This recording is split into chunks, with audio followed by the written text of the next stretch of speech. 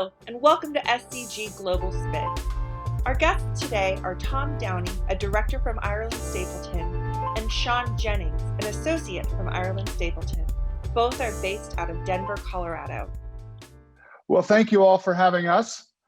Sean, let's start let's introduce our friends at SCG Legal. How does the cannabis practice work? We've got hemp CBD, and we've also got marijuana THC. What does the practice look like from a law firm standpoint? Yeah, thanks a lot, Tom. Being here in Colorado, we were kind of the first out of the gate. So California passed the original medical marijuana constitutional amendment in the late 90s, and then Colorado followed suit in the year 2000. Things sat dormant for about 10 years or so with respect to the commercial business. There was a lot of folks growing for personal reasons, for medical reasons, or growing for others. So you're allowed to grow as a caregiver for other patients and distribute it. And then around the year 2009, 2010, there was a really big change, at least in the city of Denver and surrounding metro areas, where commercial cannabis operations popped up. It was all under the auspices of medical care, and the legal justification or basis was this year 2000 amendment to the Colorado Constitution. Where lawyers started getting involved was at the very basic level of zoning permits, food licenses. Back in the day, a lot of cannabis product was literally infused into baked goods. So folks had to get local business licenses for food production, plant husbandry, which is a fancy word for plant cultivation in an indoor warehouse. And so lawyers from the very beginning started working with local businesses. And at this point in time, they were all mom and pop operations for the most part, on the basics of permitting and licensing and making medical cannabis sort of as legitimate as possible in the eyes of the city government first. There was no state structure. And as time went on, a state statute was passed in Colorado and set up a full-blown licensing system. And that's how a lot of attorneys started working in this world, licensing, similar to a liquor licensing practice, or if you represent casinos or other types of regulated businesses, you were helping the nascent cannabis industry work through those processes. And then over time, it's now transitioned to kind of a full-blown commercial law practice with regulatory, litigation, real estate, employment, everything that any other type of business needs. So Sean, in 2012, voters in Colorado passed another constitutional amendment legalizing recreational or retail marijuana, and that went into effect January 1st, 2014. Describe what a typical client looks like then for a law firm practice now that it is more normalized, if that's a correct term. Yeah, and it has been quite a while here, at least in the state of Colorado. So as Tom mentioned, January 2014, the first recreational quote retail marijuana shops opened in the city of Denver, and it made international news. Folks probably remember it was a kind of a wild scene, even in some other more mature areas where cannabis use was more public, like in Amsterdam. They really didn't have a structure where you could walk down to a local licensed retail recreational marijuana shop, buy product, and leave the store and take it home with you. You had to be over 21 and pass a few other ID restrictions, similar to walking into a store and buying a bottle of wine. So as far as the legal practice, it's certainly morphed into representing those businesses in all facets of what they're doing. The original days were, like I mentioned, mom and pop operators, a lot of folks with other business experience. Maybe they had commercial real estate, or they just had a background in consumer products, and they use that as a platform to start building brands, start branching out eventually into other states. And so those were the kind of folks who needed legal services. Now, and we'll probably talk about this later, Tom, but the industry has certainly matured, and there's all sorts of investment and different levels of sophistication now in the type of clients that you're representing. So Sean, before our friends from Washington State jump up and down and say, hey, we passed it recreational in 2012 as well, and hey, we went into effect January 1st, 2014 as well. I want to remind everybody that we are an hour ahead time zone wise. So Colorado was first. So back off, Washington State, back off. So Sean, I'm someone, I get together with friends and I say, hey, I've been in the real estate industry. I've been in the restaurant industry. I think I can do this marijuana thing. I walk into your office, I sit down, I say, hey, I've got a couple $1 million I want to invest. I've got a plot of land where I think we can grow. I've got an eye on a lease in an urban area where I think we can have a store. Sean, I want to hire you in Ireland Stapleton. We want to go ahead and get a marijuana license. What do we need to do? What do you tell us that we need to do from there? Yeah, well, the first thing we'd have to go over is federal laws. And, as we're sitting here today in January 2021, it's with respect to federal law, very similar to the old Wild West, we'll call it, of how cannabis legalization and commercial businesses unfolded. There are still serious issues with conflict with federal law. So we have to start there and talk to potential clients through those risk areas. The risks are exponentially dropping, but there's still a lot of at least logistical hurdles and tax issues with the current conflict with federal law. So that's actually where we have to start. If folks are comfortable kind of knowing the risks and frankly what's happened in practice, which is under the last several US administrations, they've taken a hands-off approach towards state legal cannabis. So if our clients can comply with state law, proper licensure, permitting, and stay out of trouble with respect to state law, then the federal government certainly isn't prosecuting them. And in some cases, they're able to do things like file for federal trademark protection at the US Patent and Trademark Office. They certainly pay federal taxes like other types of businesses, and they can't deduct certain things, which still is a major issue for operating in this space. But once we've kind of gone through a risk analysis and the folks are ready to move forward, then they're very similar to another type of regulated business at the state level. Great.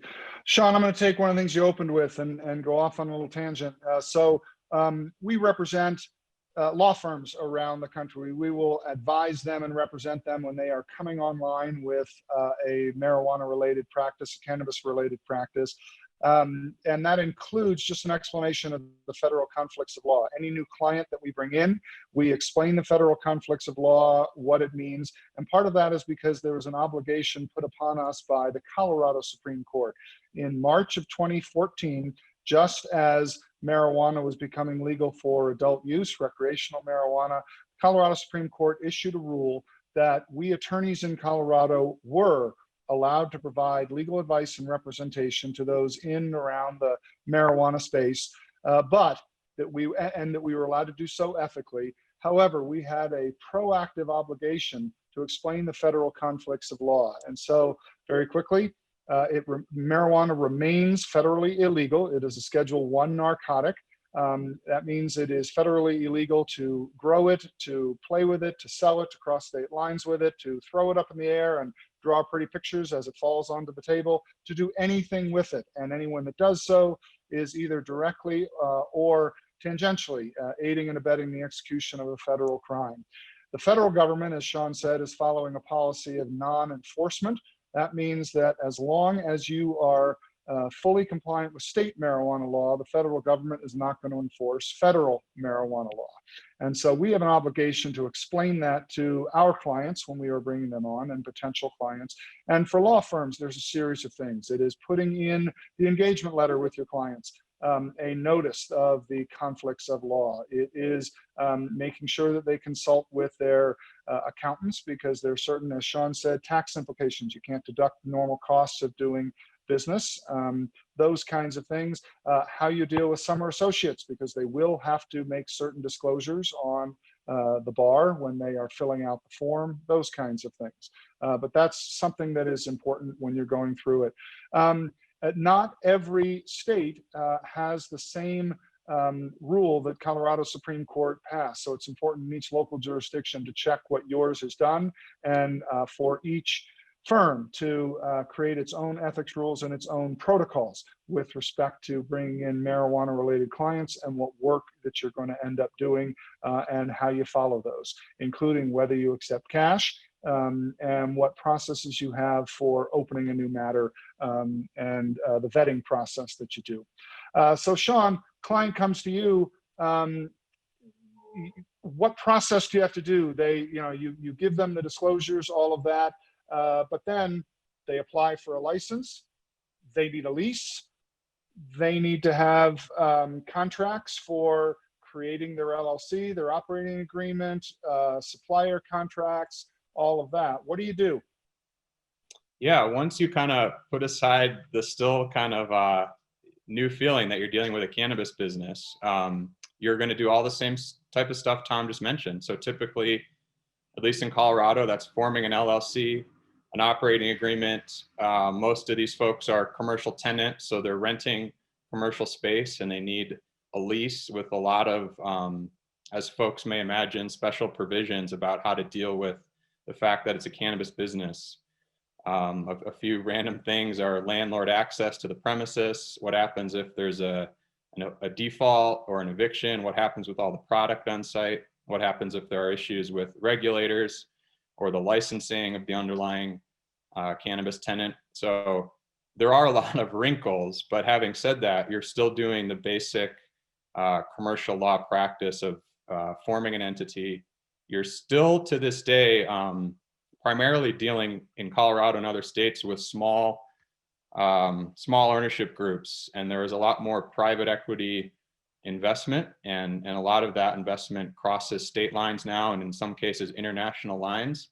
But the ownership groups are still typically pretty small. So you're dealing with closely held businesses, family trusts, individuals who are investing in cannabis just as one space to kind of spread around investment. Certainly folks see it as a growth area. So you're doing all that kind of basic commercial law practice, and of course litigation. So just like any other business, cannabis folks face business to business disputes all the time.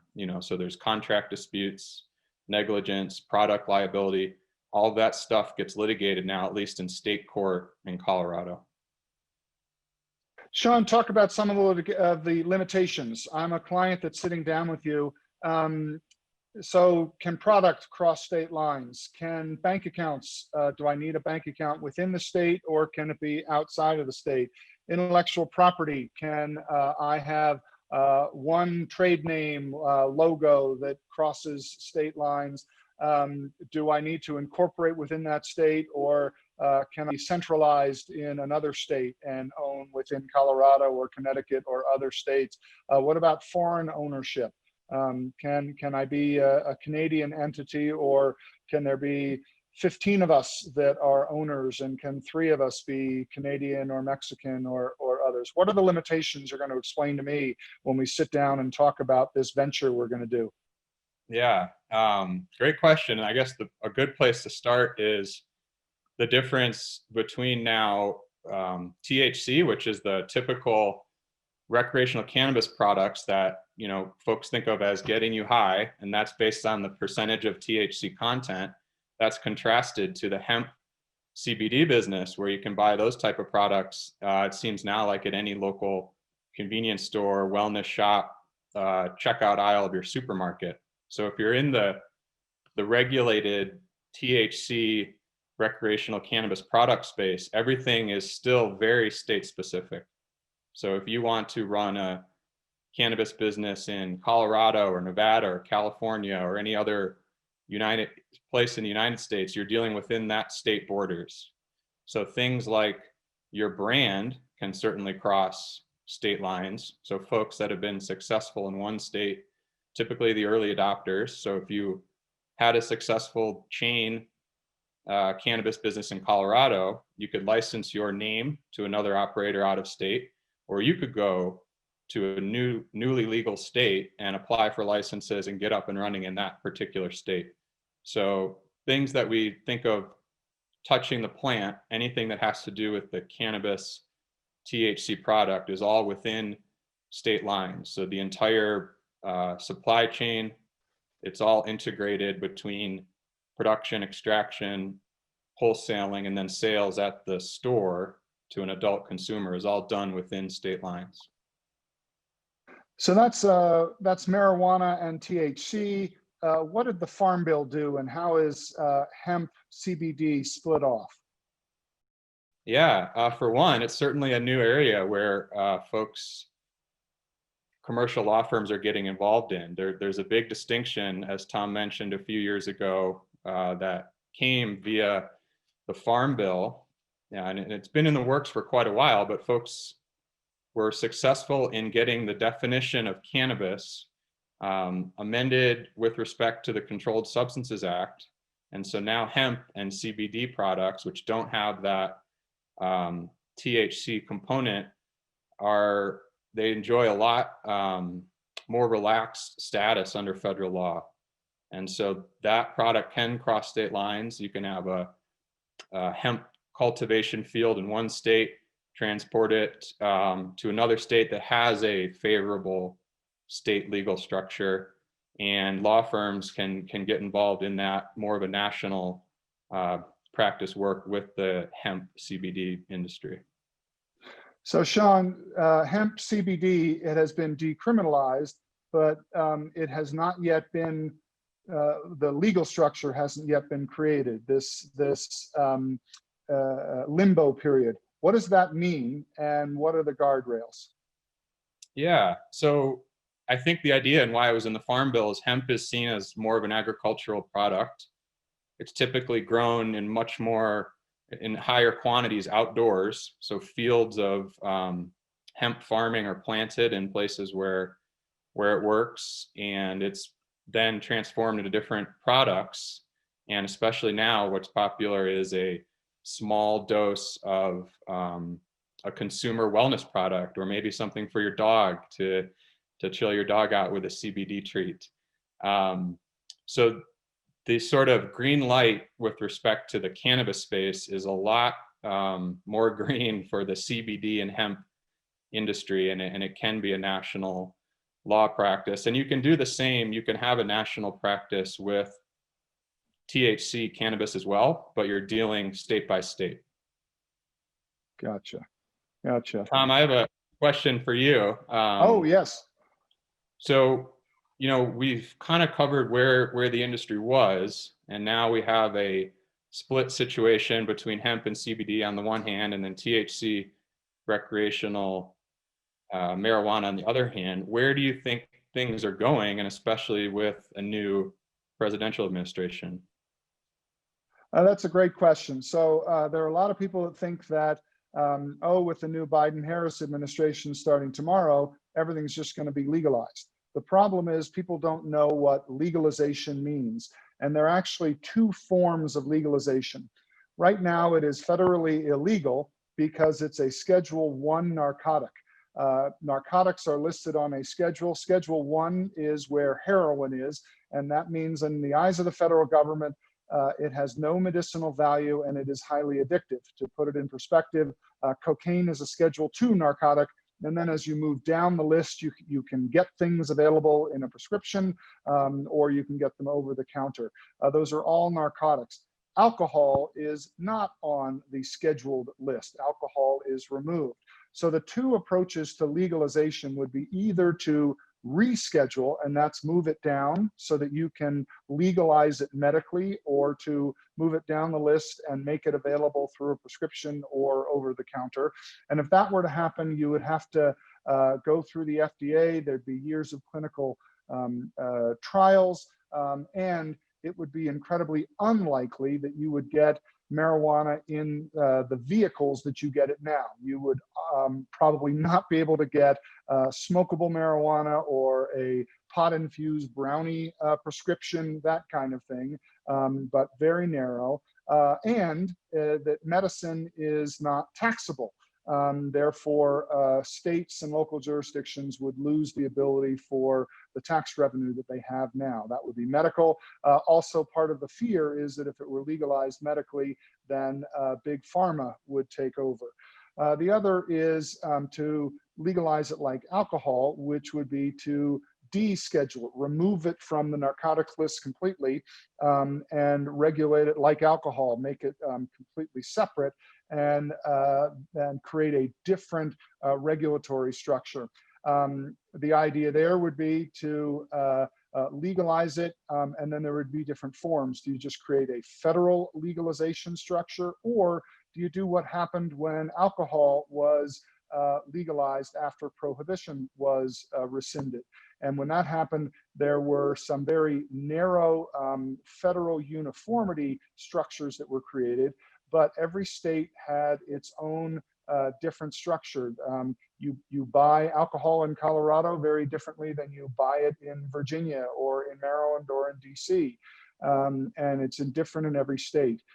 If that were to happen, then there could still be more local control. There's fear of big tobacco or big pharma taking over. They want to protect jobs in individual states. Plus, they want to handle it differently. Some might want to have edibles, some might not. Some might want to have smokables, some might not want to have them. And so local control, retaining distribution, vehicles, those kinds of things. My guess is that there will be some kind of hybrid that for those who truly have a medical need, someone senior, severe, suffering from severe glaucoma, that they can get through a prescription without paying taxes on it, a form of drops in tea or pill form medicine, that they would be able to get it in very narrow circumstances. It would be available to them, but then the rest through centralized uniformity of packaging and portion size and potency, labeling, all of those kinds of things, but with significant state control, protection of jobs and industry, that would be the norm. And that could happen. It will not happen overnight, even if the president and vice president and Congress agreed the day after tomorrow. It would still take at least a couple of years to create a structure, get it up and running. Even at the state level, it took 14 months to create a structure and get it up and running. It would take at least a couple of years to get it moving in Colorado. I'm sorry, statewide, nationally, excuse me. So you mentioned big pharma, and I think there's a lot of sort of popular excitement, I guess, in news coverage about what a new administration and the new control in Washington might mean for legalization, federal legalization of cannabis.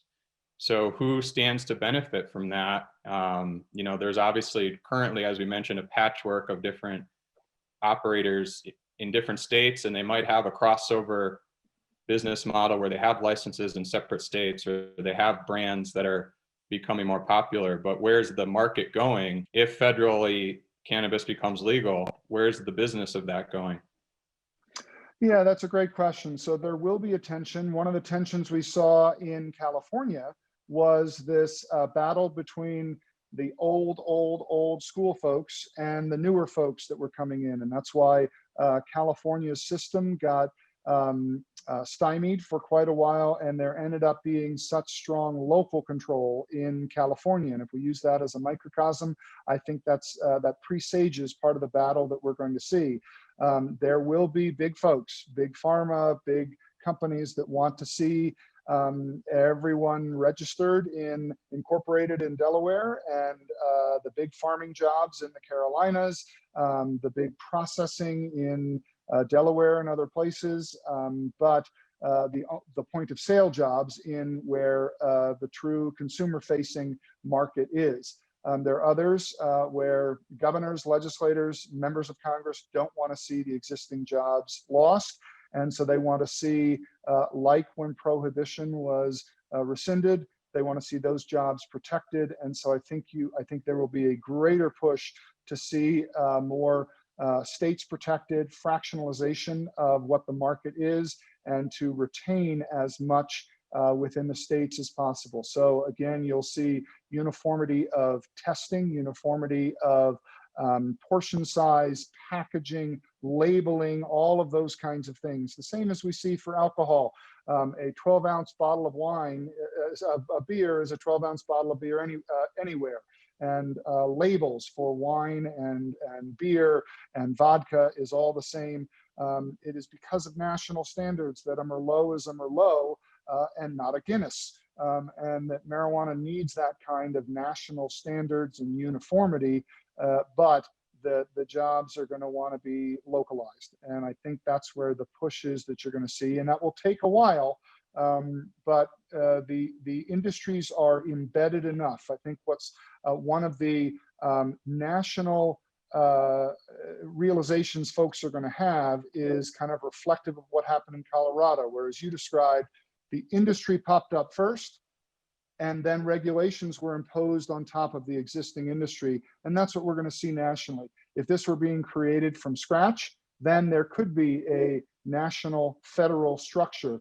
Instead, we already will have state structures in most of the country. And then to take it away and create a national structure will be difficult because there are already state structures in place. There are already state legislatures that are, pardon the pun, addicted to the tax revenues. Losing that will be very difficult. And so I think that the federal structure will be designed around existing state structures. Yeah, and I think one thing that folks might be surprised talking to our clients, there is a really big difference of opinion about whether federal legalization is actually good for the existing operators. And I think, Tom, you mentioned alcohol beverages. I think that's a great comparison to the cannabis industry. We know that in alcohol beverages, it really is a global business, and there are conglomerates based in US, Europe, Asia, South America that control significant numbers of brands and the supply chain. And I think, at least there's going to be a certain percentage. I see a spectrum. So one end of the spectrum are the original folks who are passionate about cannabis. They think the product has real medicinal value. They have been at the forefront of legalization efforts and basically a sea change in societal cultural opinion towards cannabis, at least in the United States over the past several decades.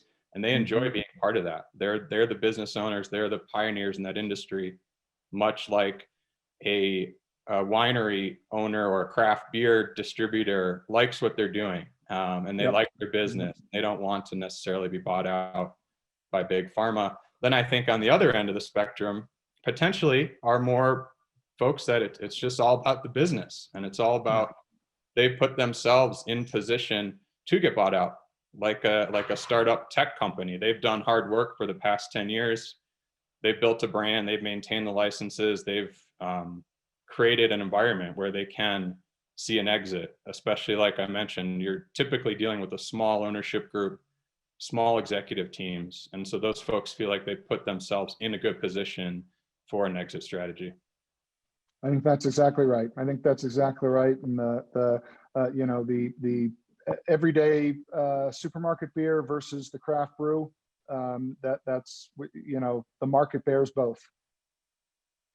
Yeah, one other thing, I think, just to give folks some context, we just pulled the numbers in Colorado last year. So in 2020, just sales revenues were $2 billion. So as I mentioned, that's all within the state borders of Colorado.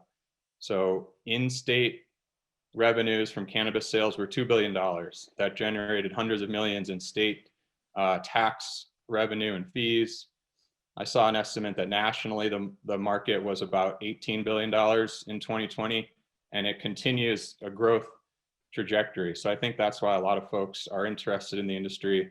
Certainly if you're a commercial law firm, being able to service those type of clients in a brand new industry is an interesting prospect. Yeah.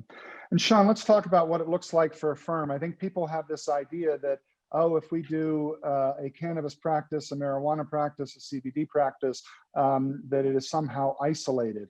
One of the things that we talk about when we're working with other firms is that absolutely not, that the biggest mistake that firms make when they are stepping into marijuana is being isolated in marijuana. So for example, I end up as an expert witness quite a bit in malpractice cases against marijuana attorneys. And the biggest mistake that they make is that they are isolated. One of the things that Sean and I get to talk about around the country is the number one reason that a liquor application or a marijuana license application fails anywhere in the country is a problem with the zoning use permit. It is the basic blocking and tackling of being an attorney that you have to follow before you get to the upper end stuff, for lack of a better term, of being of pursuing a marijuana license or the things related to it. And so you need great partners on the corporate side and on the real estate side and on the employment side. It is the basic things that come and they all have to be working together just like any other practice. It is far more analogous to a liquor practice than anything else. Yeah, I totally agree. And just to, again, to give like a snapshot of what a typical larger client could look like, a large client could have a vertically integrated business where they cultivate marijuana, at a large industrial warehouse or an outdoor field. Then they package the product or extract it, transform it into different forms, things that you see on the shelf, and then they distribute it to themselves and they sell it at their own retail point of sale. And that happens on the medical marijuana and the recreational marijuana side of the industry. So you're talking about just a huge number of assets, usually multiple different locations. It's not uncommon now for a successful brand in Colorado to have anywhere from 5 to 10 separate dispensary locations. And they could be concentrated in a metro area, or they could be spread out throughout the state. It's not uncommon for that type of operation to have hundreds of employees, hundreds of millions in annual revenue, fully built out executive team, accounting team, HR. So you're providing legal services to that type of organization. So Sean, let's shift gears. We've been talking only about the direct marijuana entity clients. And then the next concentric circle out from the bullseye, let's talk about those. In my mind, that is the landlord. That's number one that we get, unless you disagree. And so for our SCG legal friends, you're going to have a real estate client. They've got a strip mall, and a potential tenant is a marijuana store. And the things you need to know, you approach it just like any other tenant, except that number one, you need to understand that your access to bankruptcy court is a privilege, it's not a right. And so far, the bankruptcy court for that LLC that owns the that strip mall, you will, under current rulings, you will not have access to the bankruptcy court, and that's something you need to explain to your client. Number two, as Sean referenced before, there are certain provisions that we put into leases, and you twist them one way if you represent the tenant, and you twist them another way if you represent the landlord. So, for example, references to federal law, nuisance, those kinds of things, hazardous material, all of those kinds of things that you put in there. Sean, what do you think after landlords? What's the next level, do you think, next concentric circle out of those that are marijuana related clients that are SCG legal friends are going to see walk in the door? Yeah, that's a great point. I think a lot of the attention gets focused on the plant touching industry. So the actual licensed cultivators and dispensaries and those brands. But there is such a larger ecosystem. If you think about last year, it's a $2 billion industry just in direct sales. So how many more millions are going to accounting firms, law firms, HVAC contractors, landlords? So it really does. And especially in certain communities, it really can be a lifeline to a certain area as an employer, and sort of a spillover into other businesses and folks that may want to get involved in one way or another with the cannabis space, but they're not a direct owner in the industry or an employee. And there really is an opportunity to provide legal services to all those folks. So Sean, let's talk about one of the myths, banking. We hear it from so many folks, it's all cash and they don't have access to banking. We are a 95-year-old law firm and we don't accept cash. Do we do all of our marijuana work pro bono? No, we don't. And yeah, the banking and the financial piece is very interesting. And one of the reasons why it's so interesting is that the state and the federal government still collect significant amounts in tax revenue from licensed marijuana businesses. So at the outset, when Tom and I were regulators at the city of Denver, it could be an all cash transaction where folks were bringing in banker boxes full of cash to pay their city sales tax, their annual permit fees, and the same was happening at the state level with our state marijuana licensing agency and revenue agency. Times have changed a little bit. There are certainly a lot more financial institutions that are banking local cannabis businesses, but there really are a lot of hurdles involved in that. I think folks would be surprised to learn that it's actually more a risk analysis on the banking industry.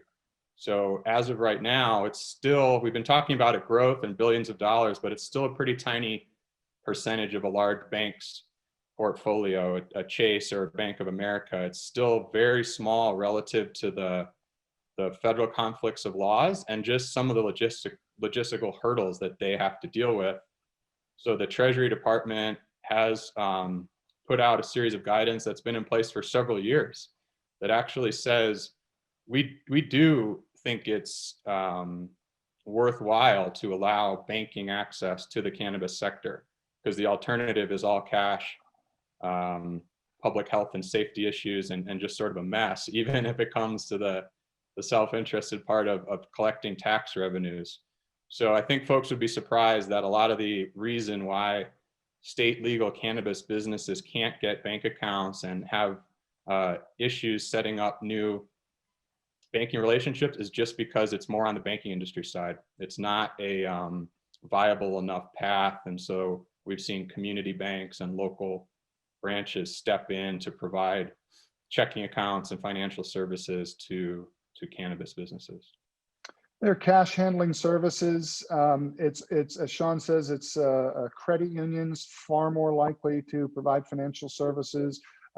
We represent some smaller banks. Our advice, which we simply made up, there's no rhyme or reason to it, keep marijuana businesses less than 0.5% of your portfolio. Don't advertise it, but just do it, and that has worked. And there's been no enforcement of it. No bank has been shut down. They've not lost their federal charter. No state charter has been revoked because of engaging in the marijuana industry. Yeah, Tom, one question, I guess, that's obviously really timely, advising clients on economic impact and how to handle legal situation around COVID, the pandemic, and if they've been allowed to stay open, how that's worked, and what have you seen, I guess, in the last year, how that's impacted this industry?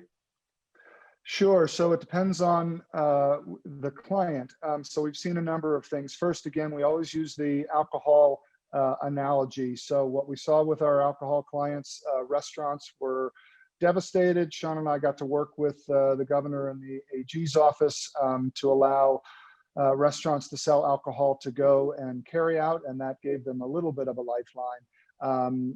So restaurants devastated, little bit of a savior, but liquor stores doing gangbuster business, and our wholesale distributors doing obviously very well. Marijuana businesses as a whole doing very well. Downtown stores devastated and some having to close. More suburban stores, as would make sense during the pandemic, doing quite well. Overall, marijuana businesses doing very well. Sean, anything that you think I'm missing on that? No, I think that's absolutely right. I think the industry was up overall as far as sales revenues, and keeping, at least in Colorado, tens of thousands of people employed. As Tom mentioned, it does matter. It can be location specific. So if you're in a typical crowded downtown area and those areas have emptied out around office buildings, it's been challenging. One really good analogy, like Tom mentioned, is the alcohol beverage industry. So last year, there were tales of two different worlds in that industry. So the off-premises sales, like at a liquor store, were up. As we all know, the on-premises sales, bars, restaurants, concert venues, stadiums were unfortunately in the tank. And so the net result was kind of a wash. The nice thing about, for the cannabis industry at least, their entire business is off premises. So you walk into the store as a consumer, purchase your product and take it home. So there is no sort of on-site equivalent to a bar or restaurant in the cannabis space. And there were some efforts in the past year in Colorado, at least, to look at delivery, especially around medical customers. So there was a valid concern that folks needed to be safe during the pandemic. And so the state and local authorities allowed curbside pickup. They also went a long ways towards enacting a delivery system that did help a lot of folks during the pandemic. Yep. And we've seen the industry continue the same metamorphosis that we saw all along, which is it started off with a very kind of broad group, as Sean said repeatedly, mom and pops. And then over the years, it has kind of devolved to an industry norm, a typical oligopoly, where there is now a handful of much larger players that have taken over. The top 5 or 6 in Colorado controls over 50% of this, as Sean said, now $2 billion industry in Colorado alone. Yeah, and I think a good point, Tom, is, on the business end, where is this going, especially if there is some push for federal legalization? So where the market is currently, aside from private equity and small ownership groups, there are publicly traded companies. It depends what state you're in, but at least in Colorado, we allow publicly traded companies to hold marijuana assets and be in the business. A lot of these are over-the-counter stocks and sometimes penny stocks. Sometimes these companies are just focused on the assets. So like Tom mentioned earlier, they hold real estate or they provide services similar to a real estate investment trust, and others are plant touching, and that just depends on what state law you have. Canada is certainly a lot more open with a fully federal legal structure. So a lot of the big money, and folks may have seen some of the headlines, particularly with the alcohol beverage industry, doing deals in the billions of dollars with Canadian companies that are listed on that national stock exchange. And really, if we want to project out, that's where in a certain number of years, that's potentially where the market is going, is a lot more like a global alcohol beverage market. I think that's really important, what you're bringing up. When people talk about legalization, we have to remember, what does it mean that we are federally illegal today? And people always jump to the criminality of it today. Along with that is the other implications of federal illegality. So it's not just that the FBI can come get you, even though they're not. We're following the policy of federal non-enforcement. But it also means that we don't have the full protections of the Patent and Trademark Office. In the West, the #1 owner of water rights is the federal government through the Bureau of Land Management. And so we play games, for example, in Pueblo, Colorado, the federal government cannot sell water directly to marijuana businesses. So instead, they will sell them to Pueblo Water, which, pardon the pun, that cleans the water and then sells the water to marijuana businesses. It's things like that happen over and over again. There are a million different variations because it's the same federal Department of Justice, same lawyers in the AG's office that are representing federal agencies that have to deal with the marijuana industry at a whole bunch of different levels. And it impacts in so many different ways. Again, including the bankruptcy court and intellectual property and water rights and so many other ways around it. Tax deductions for charitable donations, all kinds of things like that that are on there. And so all of those things will change, not just the evaporation of criminal vulnerability once this is decriminalized and then legalized federally over time. Yeah, and I think that's absolutely right for our audience. You know, Tom and I, our main practice is in government relations, regulatory affairs. So we're doing the nitty gritty, assisting cannabis businesses with their regulatory aspects and policy. But that once you're in that industry, there are so many other commercial legal services that these businesses need, just like any other. So that's kind of the opportunity that we're seeing.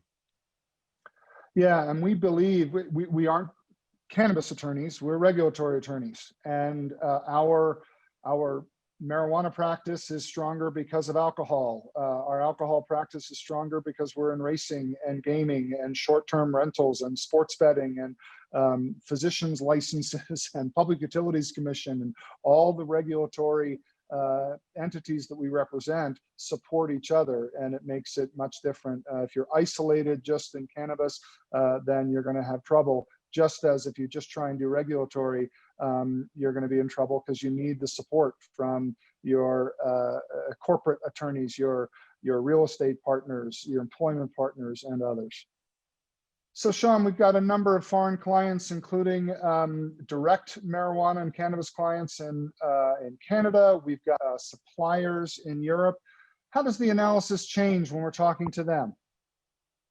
Yeah, I think the first thing that folks should know, at least the experience of the United States, is that this has gone on a very rapid trajectory. So for decades, the United States, cannabis was completely illegal, sort of frowned upon in popular culture, and certainly wasn't a consumer product or an industry to be serviced by commercial law firms. And that has changed essentially overnight, really in a matter of years, when you talk about state legal structures and the amount of states in the United States that are now legal, and what that lends itself to a law practice. And I personally think the same is going to be true internationally.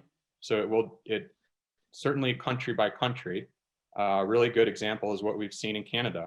So Canada now has a fully legal recreational cannabis space. The provinces do regulate it in different ways, and there's a low level of local control there, but that's where we've seen big investment flow so far.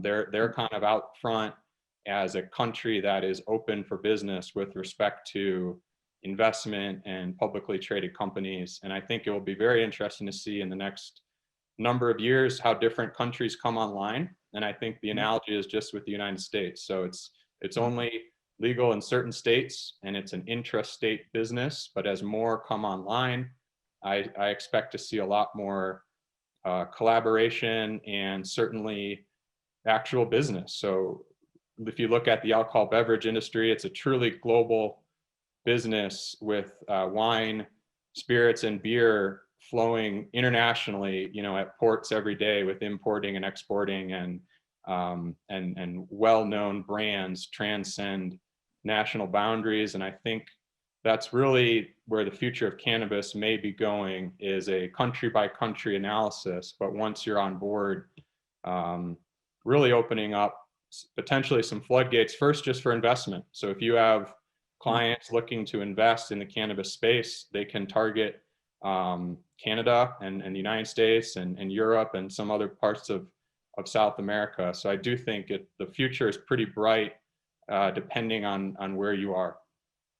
I think that's exactly right. And since we already have to explain to our clients that the product itself is the only thing that can't cross state borders, it's very easy when we're talking with our Canadian clients, for example, that the product can't cross international boundaries. But that the intellectual property can, the money can, equipment can, and all of that. One heads up to our SCG friends: when we speak with clients and potential clients, we always talk about, when we're talking about the federal policy of non-enforcement, we use the speeding analogy. We always say, hey, if the speed limit is 60 miles an hour, everyone knows that in the United States, there's this 5-mile-an-hour rule. Everyone knows you can drive 5 miles over the speed limit or less, and that's kind of a pass. You never get a ticket for that. Well, with our European clients, we had to come up with a different analogy, because you can't go even 1 kilometer over the speed limit in Europe. So just a heads up to our SCG friends, that policy of non-enforcement speeding doesn't work there. But there will continue, as Sean says, to be this growth as it continues. And although the product can't cross state or international boundaries, there should continue to be work on creating uniformity of packaging and labeling and testing and potency. Those kinds of things will create better consumer experiences, consumer protection, communication among different governments and entities. And in the end, that'll be better for the industry and for enforcement all around. Yeah, and I think it's important to note the current international, I guess, system, if you want to look at it, is characterized by law enforcement. And so there's a whole series of international treaties and national laws that essentially prevent trafficking of drugs, but between nations, and certainly not in a legal way. And I think at least the United States, we saw a pretty rapid societal change, and then at the ballot box with constitutional amendments and pressure on national and state legislatures to remove cannabis from that sort of old mindset. And that certainly needs to, if there's going to be a flourishing international piece, there's a lot of treaties and certainly different attitudes toward it. It's not uniform, certainly, about public opinion and state, national, and local laws about how cannabis should be treated. And so all those things would need to be addressed. And that concludes our recording. Thank you for joining us today. You can find this and many other episodes at scgglobalspin.com.